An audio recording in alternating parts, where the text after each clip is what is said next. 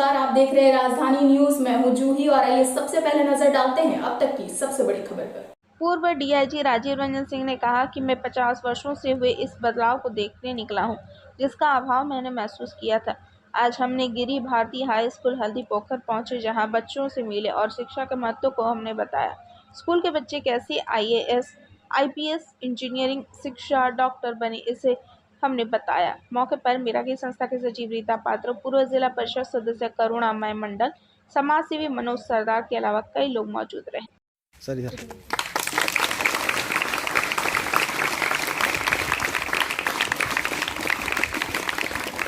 परिषद पर वर्तमान में भी बहुत एक्चुअली पाठशाला दर्शन कार्यक्रम जिसका शुभारंभ मैं जुलाई के 16 तारीख से पटमदा से किया था, उसी का ये अगला पड़ाव है।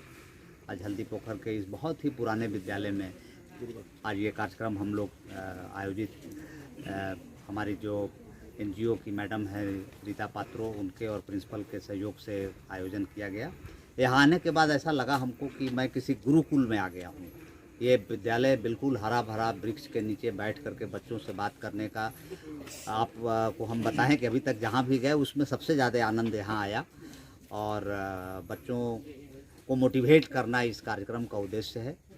केवल बच्चों को ही नहीं, साथ में मेरा उद्देश्य है कि शिक्षकों को भी मोटिवेट किया जाए।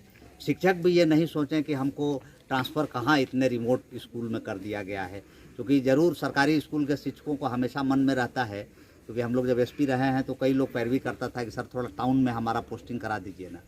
तो सरकारी स्कूल में शिक्षकों का भी ये मनोबल रहता है कि दूर दराज से हम टाउन में चले जाएं। लेकिन हमें ये हमेशा याद रखना होगा कि हमारे झारखंड की आत्मा गाँव में बसती है, और गाँव का जब विकास नहीं होगा तब तक राज्य का विकास नहीं हो सकता है। और किसी भी राज्य के विकास के लिए या गांव का विकास के लिए शिक्षा से बड़ा कोई माध्यम नहीं हो सकता है। इसलिए बहुत ज़रूरी है कि बालिका और बालक दोनों को शिक्षित किया जाए, क्योंकि लड़कियां जब शिक्षित होती हैं तो हम लोग सभी जानते हैं कि पूरा एक परिवार शिक्षित होता है, एक समाज शिक्षित होता है। क्या क्या सवाल सर आज हुआ यहाँ पर? बच्चों के द्वारा जो बहुत ही रोचक सवाल हुआ, कोई इंजीनियर बनना चाहता है, कोई डॉक्टर बनना चाहता है, कोई आईएएस बनना चाहता है, कोई आईपीएस बनना चाहता है, और सभी सवालों का जो बनने का क्या मार्ग है, ये हम लोग एक रास्ता बताए कि कैसे पढ़ाई करनी है, कैसे उसको शुरुआत करनी है।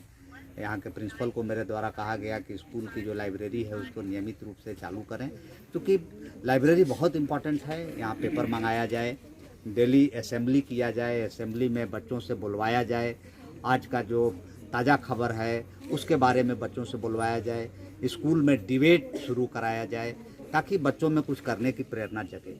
ये मैं शिक्षकों से अनुरोध ज़रूर अपील करूंगा कि ये कार्य शुरू करें, ताकि अगले विजिट में हम लोग आएँ तो इन कार्यों को हम लोग देख सकें। किसी बच्चे का डिबेट फंक्शन में हम आएँ और बच्चों को बोलते देखें स्टेज से, तो बड़ा अच्छा लगेगा कि सरकारी स्कूल के बच्चे इतने अच्छे बोल रहे हैं। Thank you. नमस्कार।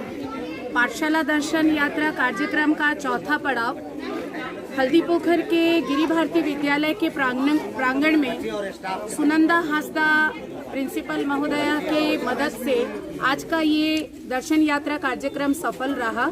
तमाम बच्चे बच्चियों को काफ़ी ज़्यादा अनुशासित और तहजीब में हम लोगों ने देखा। हमारे पूर्व डीआईजी श्री राजीव रंजन जी ने इस पाठशाला दर्शन कार्यक्रम के मुख्य उद्देश्य के बारे में बच्चों को बताया।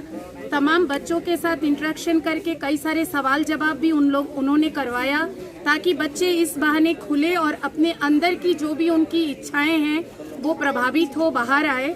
और ये तमाम कोल्हान के विभिन्न सरकारी विद्यालयों में हमारी ये टारगेट रही है कि हमारी संस्था पूर्व डीआईजी के साथ इस तरह के विभिन्न सरकारी विद्यालयों का दौरा कर तमाम बच्चों का अध्ययन करेंगी और तमाम बच्चों के साथ मिलकर उनको विधिवत उनके फ्यूचर के लिए ज्ञान देना, उनके साथ बातें करने का हम लोगों का ये अभिप्राय साकार होगा। धन्यवाद। अब तक के लिए बस इतना ही। दिन भर की तमाम खबरों के लिए आप इसी तरह हमारे साथ बने रहें और हमारे चैनल को लाइक और सब्सक्राइब करना ना भूलें।